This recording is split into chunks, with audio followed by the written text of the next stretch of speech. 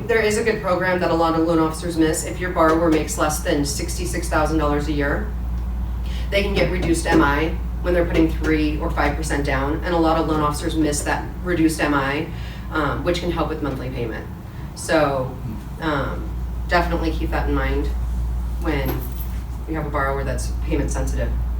So Are you seeing more of the stated income? no. No. That's a tough. Hearing advertised. You know, here's the problem with stated income. It's I get a request once a year for stated income. And when we do end up finding that program that's available, it's like a bank statement program. And the rate's so high that the borrower is just like, I want a low rate. Because rates are usually about, I would say right now, for a stated bank statement program, you're probably like 9%, which is really, really, really high. Maybe even 10, depending on the circumstances. Plus you need reserves, because if you're gonna state your income, you better have a lot of assets, right? To prove that you're making the money that you state. But it is available, it's just not used. We'll make sure we haven't talked to a different lender first before we talk to you. Right, and then I'll get done. That's funny, does everybody know what happened? And then interest only is coming back a lot. I get a lot of requests, but the problem with interest only is the rate's 1% higher, so it defeats the whole purpose of having a lower payment, right? So yeah, you're paying interest only, but at a 1% higher. So it doesn't really make a lot of sense. ARMs are coming back, which does make sense. I don't disagree with the ARM at all. 5-year ARM, 7-year ARM, you're gonna save 1% in rate, right? And so right now, people are payment sensitive. The feds actually meet this week, so they will, I think, raise the rate another quarter. And that's not mortgage-backed securities, that's not mortgage rates. They raise the Fed funds rates, which is tied to prime. It's what the banks borrow at the window.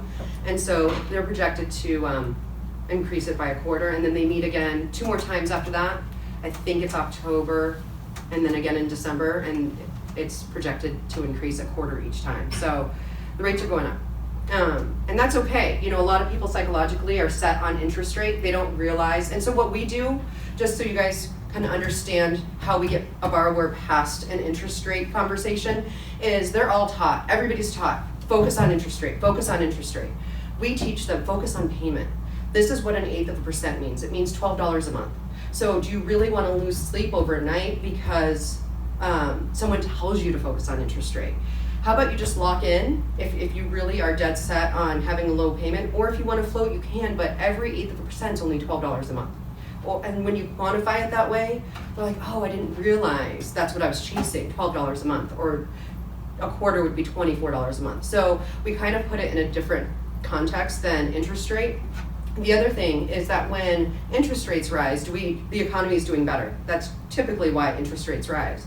So when the economy is doing better, what happens? Do people start making more money? People tend to start to make more money because the economy is doing better. So generally everybody's scared because it's the start of the rise this past 6 months. And so over time, they've got to take into consideration that they'll start making more money. People will start getting raises. They'll be able to afford the increase in interest rates. And furthermore, 5%, is that really a high interest rate? Have we seen higher? We've seen a lot higher. When I got in 2000, rates were like 9%. And in 1980, they were like 22%. So 5% isn't that bad. We just have to help people get past that psychological, rates aren't really that high. Stop focusing on the interest rate. Let's focus on payment, right? When rates are low, we don't have to work that hard. But now it's really just talking about it more than anything. Under 350 is definitely tough, right? Are you finding that people go out there, they see the inventory, and they just basically say, hey, you know what, I'd rather stay in my house. Yes. I'd rather cash out, remodel, because it seems like there was a lot of remodeling taking place like in 2005 to 2006, and then people kind of just stopped because the market crashed. And now a lot of the houses, this is just what I've been experiencing with the agents that I've been doing business with, is a lot of the houses need to be remodeled because they're so 2000, 2004, 2005. So a lot of these buyers, potential buyers, go out. They're like, oh, okay, I can get a house that's been brought up to date, or a new build. And new builds are tough, but resales, they're just not remodeled at the extent that they want. And then they realize they have equity in their house, and they basically say, I'm just going to stay where I'm at. You know, it's safer, I have the equity, it's comfortable, I can remodel my own home instead of just moving and remodeling somebody else's house. That's what we're seeing on the lending side. A lot of our agents experience. What other struggles are you guys finding? I think what you kind of hit on is basically saying everybody wants top dollar, but you're finding people that aren't remodeling their home. So they have a 2006 home, but the comps show some homes have been remodeled, some haven't, and trying to get over that bridge with the sellers. Okay, so from the lending perspective, what we're finding from the lending perspective, there's two really types of borrowers right now. We have the super easy, vanilla, 20% down, 800 credit score, flawless, super easy loan, right? Interest rates, of course, have risen. And we're finding that being the first loan officer is not the ideal situation.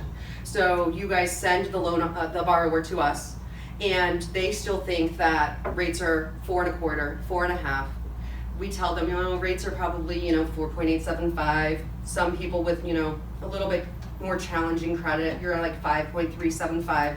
So I've just broke their heart. I'm the devil. This person does not know what she's talking about. I do not like anything she's saying. I actually don't like her now, right?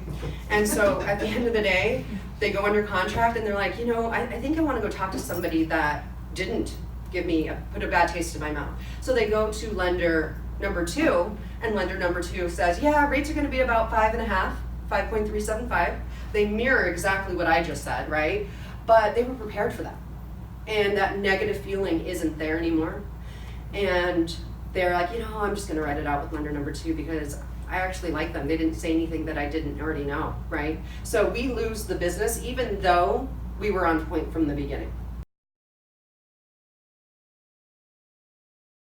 We just need for the agents in advance to prepare them for what interest rates could be so that it's not such a shock, right? So if you really want to help the loan officer that you're working with maintain and retain that borrower kind of in advance of sending them over to the lenders, just say, hey, rates could be in the high 5s, mid 5s, low 5s. It's credit score driven. Just be prepared. Rates are not in that 4% range any longer.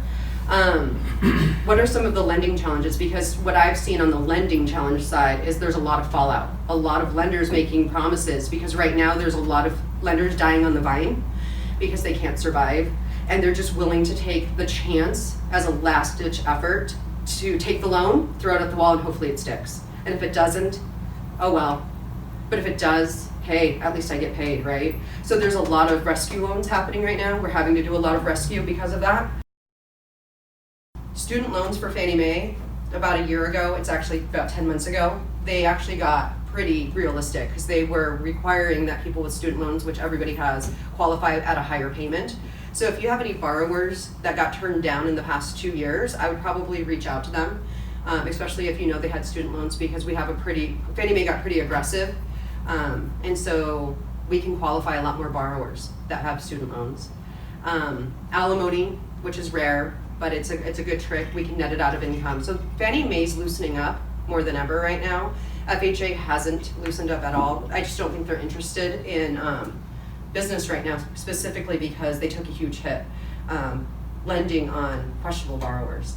And so they're probably going to sit back for a while and remain conservative until they can recover. We do 3% down. Freddie Mac and Fannie Mae offer 3% down with pretty good. It makes more sense to go Fannie Mae, Freddie Mac 3% down than it does FHA.